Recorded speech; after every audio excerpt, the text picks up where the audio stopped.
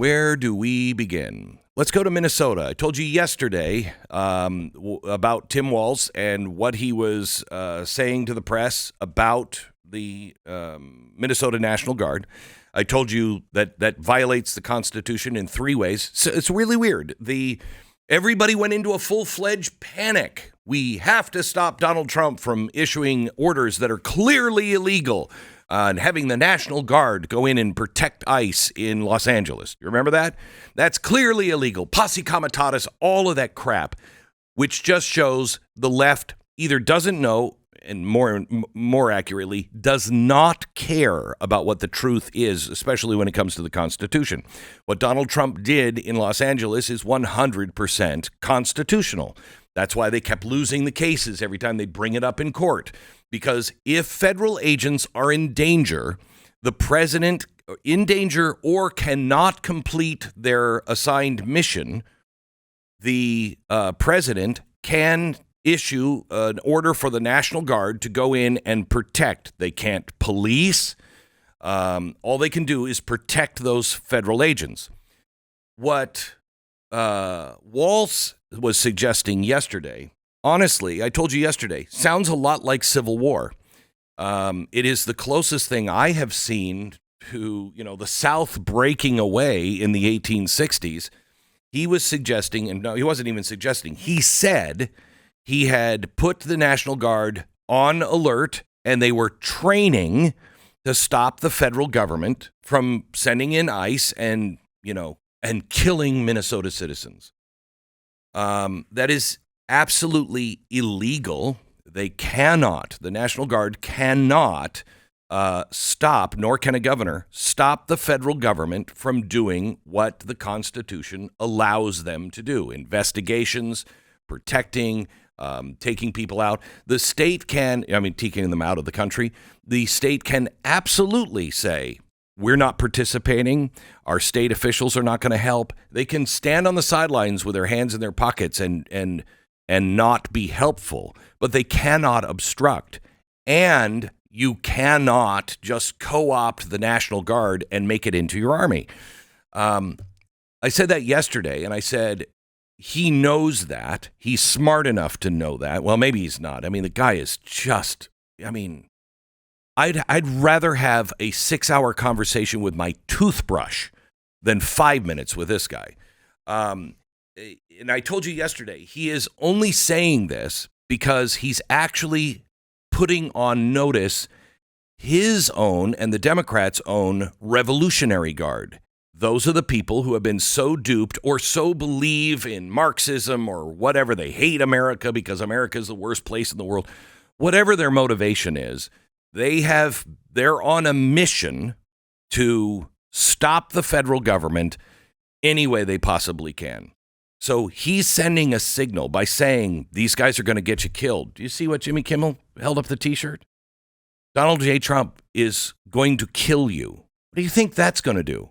That's putting their own National Revolutionary Guard on notice. It's going to go into your hands. You better stop them. I told you this was the beginning of civil war if he would continue, and he did. Here's the latest from Governor Walz. Our history, when things looked really bleak, it was Minnesota's first that held that line for the nation. On that July 3rd, 1863. And I think now we may be in that moment that the nation's looking to us to hold the line on democracy, to hold the line on decency, to hold the line on accountability, and more than that, to rise up as neighbors and simply say, we can look out for one another. Okay. That's really interesting. We can look out for one another. You mean look and try to help the people who just robbed your neighbor's houses? I just want you to understand what he's doing here right now is it's the most selfish thing I've ever seen. He is only protecting himself. He knows this guy's going to jail. Others are going to jail and there'll be white people, Tim. So you should be happy because you were saying there's a lot of white people that should go to jail. Well, you're one of them and you will go to jail. Let me show you just give you a stat here on the last 2 years at the Minnesota airports. And I just want you to think and ask yourself, how is it possible this happened and nobody stopped it? Over the last 2 years, between 24 and 25, Somali couriers put $700 million in suitcases. And they went through the airport. That's what they found. That to put that into perspective, that's about $1 million a day in cash from Somalia couriers going through, X-ray machine, going through, being checked. $1 million a day in cash for 2 years. Now you have to ask yourself, was there no one that said, cash, there's $1 million going through this airport today in cash. And there was $1 million yesterday in a suitcase. And there was $1 million the day before that in a suitcase. And they're all going to the same place. Can you imagine going into the airport and having $10,000, in small bills so it fills up just a briefcase? And you have $10,000 in cash in a briefcase, and you go through the security line, and they say, can you open this up? And you open it up, and they see $100 bills, and it's $10,000 in cash. Do you think anyone would pull you aside? If you were doing it every day, do you think someone would pull you aside? Do you think someone at the airport might say, there's something going on here? There's $10,000 a day from this courier that's going to the same place outside of the country. Should we alert the Treasury? Should we alert the FBI, DHS? Who do we alert here? Do you think anyone would call somebody and you would be investigated if you were doing that every day with $10,000? If you were doing that every day for 2 years?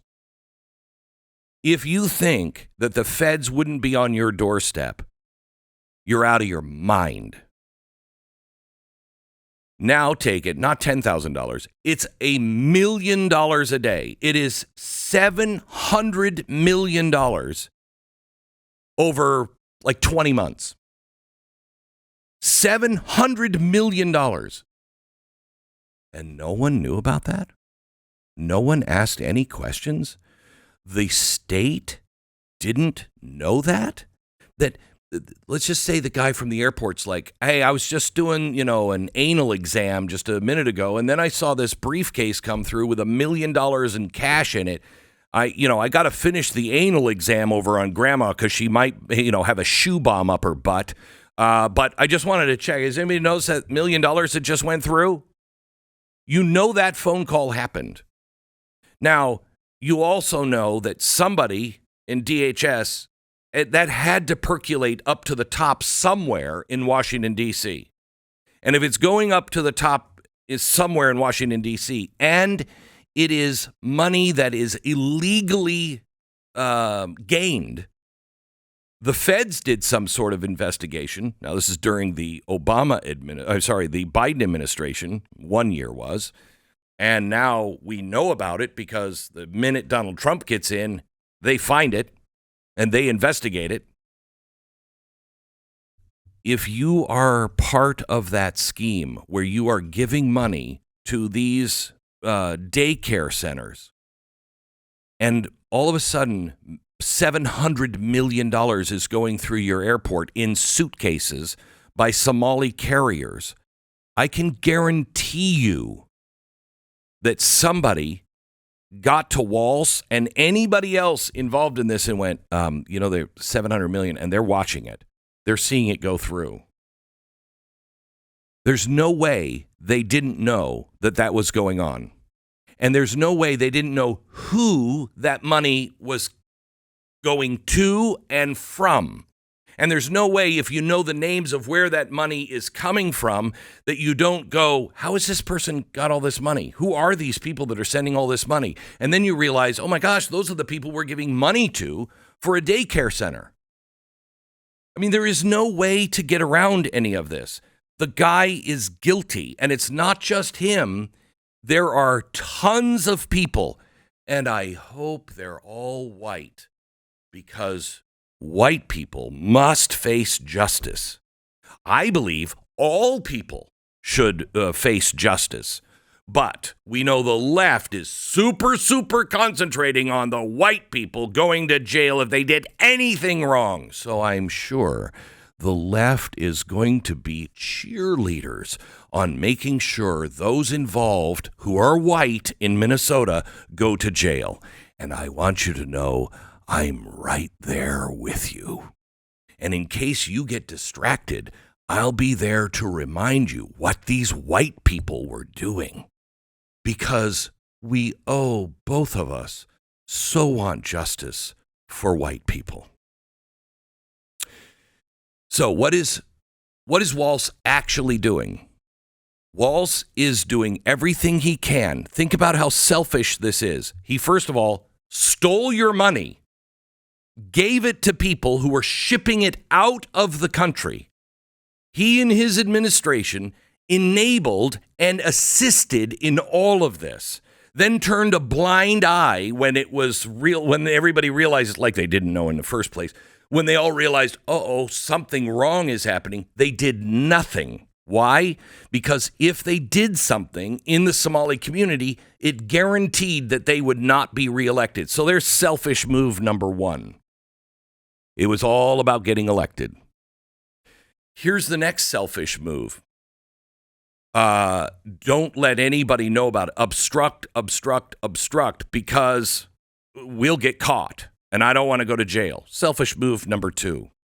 It only gets worse from there, because what you saw yesterday was the most dangerous, selfish move I've ever seen anybody make.